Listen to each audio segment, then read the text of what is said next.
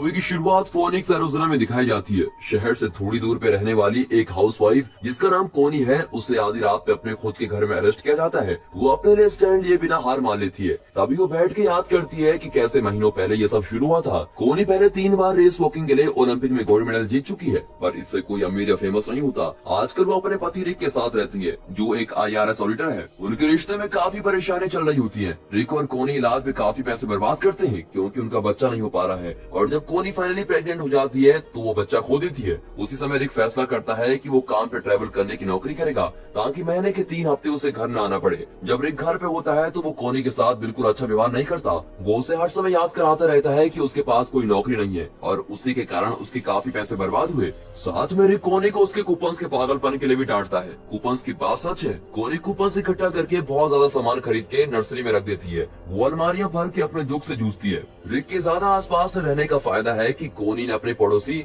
जोजो से अच्छी दोस्ती कर ली है। जोजो का पैसा बचाने का यूट्यूब चैनल है और वो भी कूपन्स के लिए पागल है। जोजो अपनी माँ जूसी के साथ रहती है और कुछ समय पहले ही उसकी ID कार्ड चोरी हो गई, जिस कारण उसको नौकरी नहीं मिल रही है। अब अपने खाली समय में जोजो डाक या अल के साथ इश्कबाजी करती है और घर घर जाके मेकअप बेचती है, पर वो काम भी अच्छा नहीं चल रहा है। जब भी कोनी बाजार जाती है तो वो कैशियर ग्रेग को अपने खरीदे हुए सामान के बदले बहुत सारे कूपन देती है, जिस वजह से लाइन में लगे लोगों को काफी देर इंतजार करना पड़ता है। पर साथ ही में उसका बिल जो $100 से ऊपर का होता है वो कूपन के लगने पर $16 रह जाता है। कोनी हमेशा एक बात बोलती है कि अगर आप पेनीज पे ध्यान देंगे तो डॉलर्स खुद बच जाएंगे। एक दोपहर किराने का सामान नर्सरी के अलमारियों पर रखते समय कोनी दीवार पे लगे बच्चे के वॉलपेपर को देख के दुखी हो जाती है, तो वो फैसला करती है कि वो ढेर सारे सीरियल्स खाएगी, जिसको खा के शायद वो डिप्रेशन से बाहर आ जाए। वो सीरियल्स बासी हो चुके हैं। कोनी को जितना भी गुस्सा आया होता है वो उसी गुस्से के साथ उस सीरियल्स कंपनी को शिकायत करने के लिए मेल करती है। कुछ दिनों बाद कोनी को कंपनी से बासी सीरियल के लिए माफी मांगते हुए चिट्ठी मिलती है और साथ में मुफ्त सीरियल खरीदने का कूपन भी मिलता है। जब कोनी इतराकर बाजार जाती है उस कूपन से खरीदारी करने, तो ग्रेग बताता है कि वो कोई खास नहीं है। शिकायत करने में सभी को मुफ्त कूपन मिलते हैं। अब ये बात सुन के कोनी उत्सुक हो जाती है और वो अलग अलग कंपनी को चिट्ठियां लिख देती है, चाहे उनके सामान में कोई खराबी ना हो तो भी। अब ये सब करके उसे मुफ्त का सामान खरीदने के बहुत सारे कूपन मिलते हैं। कोनी वो कूपन जोजो को दिखाती है, जो इस तरह की रणनीति को देखकर चौंक जाती है। वो कोनी से कूपन खरीदने की कोशिश करती है क्योंकि वो कूपन अभी भी उस सामान की वास्तविक कीमत से सस्ता होगा। जोजो के प्रस्ताव को सुन के कोनी को ये एहसास होता है कि उसे जो सामान मुफ्त में मिला है उसे बेचने से उसको 100% लाभ होगा और इससे बहुत अच्छा धंधा चलेगा। इंटरनेट पर खोज करने के बाद उसे पता चलता है कि कूपन मैक्सिको में बना है, जो उसके घर से ज्यादा दूर नहीं है, इसलिए वो वहां जा सकते हैं और उधर से दोबारा बेचने के लिए कूपन का गुच्छा चुरा सकते हैं। जोजो ये सब करने के लिए पहले हामी नहीं भरती, मगर वो कर्जे में डूबी रहती है, इसलिए वो मदद करने को तैयार हो जाती है। दूसरी तरफ नेवेडा में नुकसान निवारण करने के अधिकारी केन एक बाजार में अपना काम कर रहे हैं। तभी एक कैशियर को कूपन के कारण दिक्कत होती है। केन कूपन को देख के जल्दी ये बता देता है कि वो नकली है। मैनेजर पूछता है कि क्या वो उसको बदल सकते हैं, क्योंकि वो बूढ़ी औरत बहुत सालों से उनकी ग्राहक है, लेकिन केन मना कर देता है क्योंकि नियम सबके लिए एक समान है।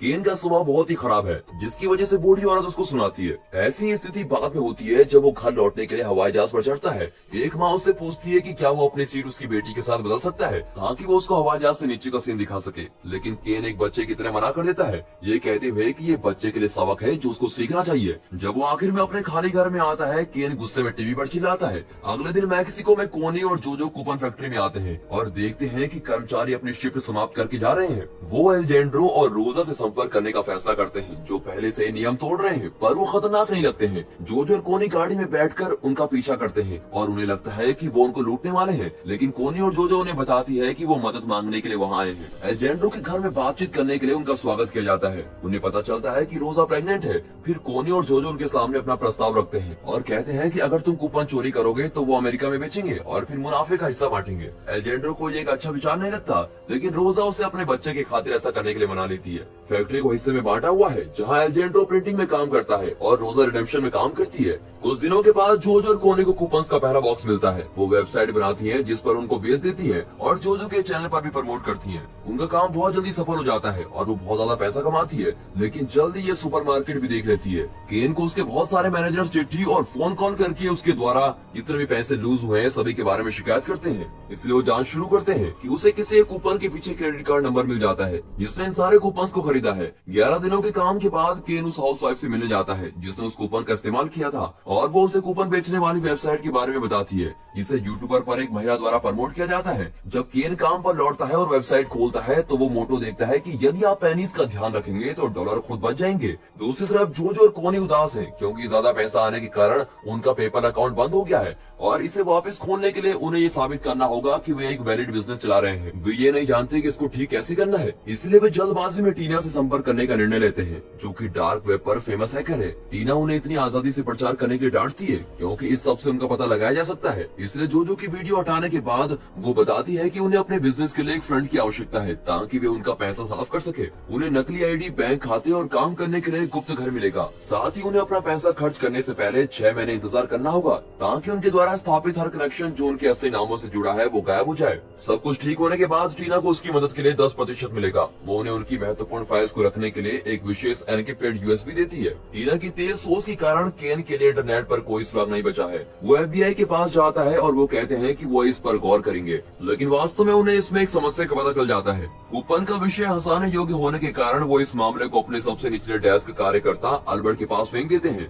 क्योंकि उसके पास काम करने के लिए बेहतर कुछ नहीं है। अल्बर्ट मामले को स्वीकारता है। जोजो के कॉस्मेटिक्स ब्रांड और टीना की फर्जी आईडी को कवर के रूप में इस्तेमाल करने से कूपन घोटाला फिर से एक बहुत ही लाभदायक बिजनेस में बदलने लगता है। पर दूसरी तरफ केन FBI के लिए हर दिन संदेश छोड़ता है। 6 महीने बाद कोनी और जोजो अपना पैसा खर्च करने के लिए तैयार है, पर उन्हें याद है कि टीना ने कहा था कि ये काला धन है, इसलिए उन्हें पहले इसको साफ करना होगा। फिर कोनी को रिक की एक ग्राहक की कहानी याद आती है और कोनी फैसला करती है कि उन्हें फिर से बेचने के लिए बहुत सारी महंगी चीजें खरीदने की जरूरत है और बाद में उनकी बिक्री से मिले पैसों को स्वच्छ माना जाएगा। फिर वो सभी बैंक्स को मनाती है कि उन्हें पैसे कैश में दे क्योंकि उन्हें लोगों को अपने कॉस्मेटिक्स के धंधे पे रखना है। उसके बाद कोनी और जोजो एक अविश्वसनीय रूप से महंगी खरीदारी करने जाते हैं। वो स्पोर्ट्स गाड़ी, नाव, एक निजी विमान खरीदते हैं और यहाँ तक कि बंदूकें भी। बाद में वो लॉस वेगस की यात्रा करते हैं जहाँ वो अपने भविष्य की योजना पर चर्चा कर रहे होते हैं कि जोजो अपनी माँ की गिरवी रखे सामान को वापस लेगी और कोनी फर्टिलिटी ट्रीटमेंट को फिर से आजमाना चाहती है। इस बीच केन को आखिरकार FBI से कॉल आ जाती है जिसका वो इंतजार कर ही रहा था। अल्बर्ट उसे सूचित करता है कि उससे इंटरनेट पर कुछ नहीं मिला क्योंकि एक एक्सपर्ट ने सभी कुकीज ट्रायल्स को हटा दिया है, लेकिन तब से कूपन पुराने नियमित मेल के माध्यम से भेजे जा रहे हैं।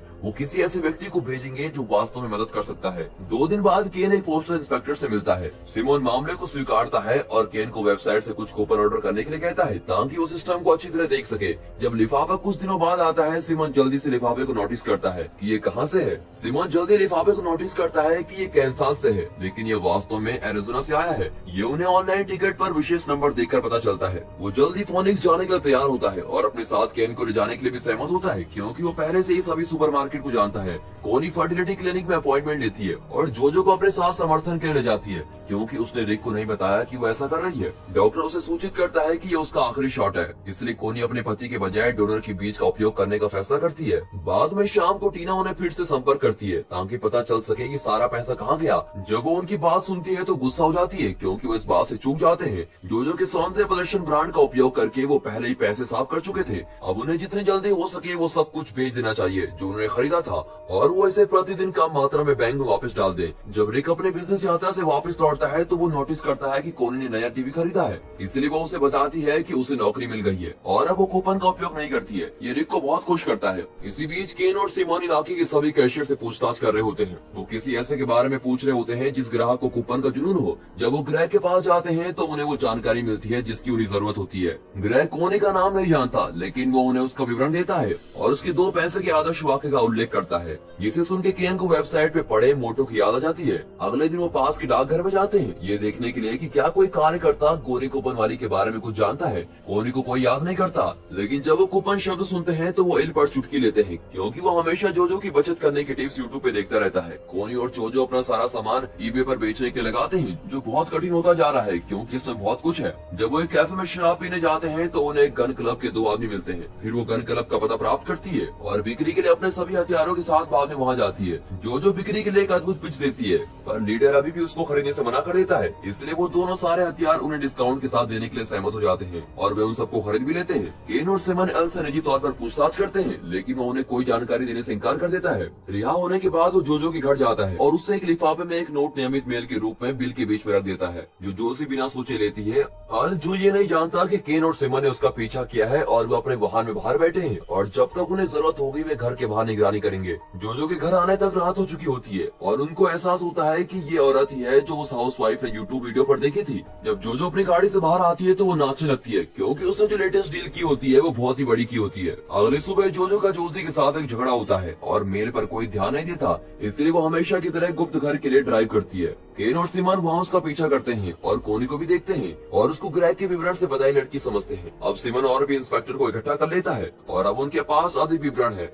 उसके लिए कोनी और जोजो की पहचान ढूंढना बहुत आसान है, खासकर जब वे ग्रेग को एक तस्वीर दिखाते हैं और वो इसकी पुष्टि करता है। उस रात बाद में जोजो को नींद आ रही होती है, इसलिए वो अपनी माँ की जांच करने के बाद रसोई में नाश्ता लेने जाती है। तभी वहाँ उसे आखिर में एल का नोट मिलता है, जिसमें वो उसको शहर छोड़ने के लिए आग्रह करता है, लेकिन तब तक बहुत देर हो चुकी होती है। सिमन अपने आदमियों के साथ आता है और कोनी, जोजो और जोशी को गिरफ्तार करता है। उनके घर और ठिकाने के बाद घर पर छापा मारा जाता है। टीवी पर गिरफ्तारी समाचार में जोजो का चेहरा देख एल हैरान हो जाता है। जब पूछताछ शुरू होती है, रिक और जोशी जल्दी से कहते हैं कि उनका इससे कोई लेना देना नहीं है। जोजो मासूम बनने का खेल खेलने की कोशिश करती है और दिखावा करती है कि वो नहीं जानती कि वो किस बारे में बात कर रहे हैं, लेकिन उन्हें उसके वीडियो उसके कंप्यूटर पर मिल जाते हैं। दूसरी ओर कोनी अपना अपराध स्वीकार करती है, लेकिन वो ये सुनकर चौंक जाती है कि धोखाधड़ी करने के लिए उन्हें 40 साल तक जेल में रहना होगा। अगर उन्होंने आज तक जो भी किया उसकी पूरी जिम्मेदारी लेती है तो वो जोजो पर कम सजा देंगे, इसलिए कोनी सौदा स्वीकार कर लेती है। अब जोजो जमानत पर रिहा हो जाती है। वो सोचती है कि जोशी उनका इंतजार कर रही है, लेकिन वो वास्तव में एल होता है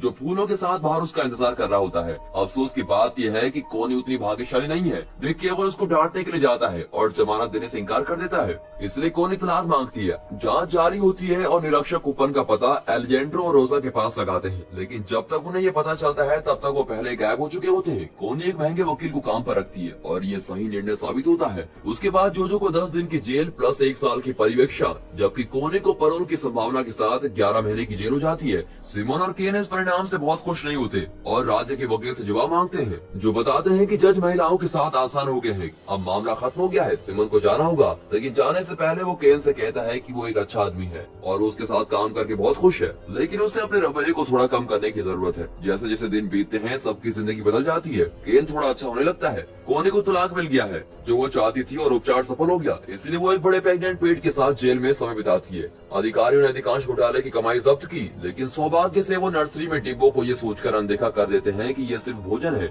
इसलिए जोजो उन डिब्बों को बचाने के तैयार हो जाती है, ये जानकर कि कोनी उन सभी में पैसे छुपा कर रखी है। एल से मिलकर वो और जोजो मोंटेग्रो चले जाते हैं, एक गैर प्रत्यक्ष देश, एक और सौंदर्य प्रदर्शन ब्रांड के तहत एक नया घोटाला शुरू करने के लिए। कोनी के आने की प्रतीक्षा में जब वो आखिर में मुक्त हो तो वो फिर से एक साथ काम कर सके। और ये मूवी दोस्तों यहीं पर खत्म हो जाती है। Finally thanks for watching.